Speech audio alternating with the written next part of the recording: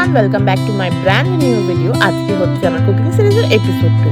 আশা করছি সবাই খুব ভালো রয়েছে, কারণ প্রচণ্ড গরম পড়েছে আর হাইড্রেটেড থাকাটা কিন্তু খুব জরুরি। তাই ভাবলাম একটু শরবত বানানো যাক। আর শরবতটা একটু হেলদি হওয়া উচিত, নাহলে তো স্প্রাইট, কোল্ড ড্রিঙ্কস সবসময় আমরা খেতে থাকছি। তাই পুদিনা পাতাটাকে খুব ভালো করে বেটে নিয়েছি। গোটা গোটা পাতা মুখে পড়লে না একদম ভালো লাগে না, তাই ভালো করে মিক্সিতে বেটে 2 চামচ মতন গ্লাসে দিয়ে দিলাম। দিয়ে সঙ্গে সঙ্গে দিয়ে দিলাম হচ্ছে বিট নুন আর পাউডার সুগার। পাউডার সুগার দিলে কি হয়, ওই টক টক ব্যাপারটা একটু ব্যালেন্স হয়ে যায়। আর তারপরে দিয়ে দিলাম একটা গোটা প্যাকেট জলজিরা। জলজিরা দিলে না শরবতগুলো টেস্টি চেঞ্জ হয়ে যায়, বেশ অন্যরকম খেতে লাগে। আর বেশি করে জলজিরা দিলে বেশ ভালো লাগে। তাই এক একটা গোটা গোটা প্যাকেট আমি এক একটা গ্লাসে দিয়ে দিলাম। বাস, এবার রেডি। এবার অনেকেই চাইলে এতে স্প্রাইট মিক্স করতে পারে, যেহেতু এটা হেলদি তাই আমি এটা জল দিলাম। অ্যান্ড ব্যাস, এতটাই ইজিলি আপনারা বাড়িতে বানিয়ে নিতে পারেন এটা।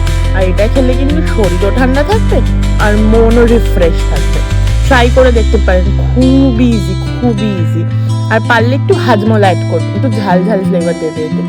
অনেকেই দেখেছি এতে লঙ্কা ইউজ করে, কিন্তু আমি লঙ্কা দিইনি। লঙ্কাটা শরীরের জন্য তো খুব একটা ভালো না।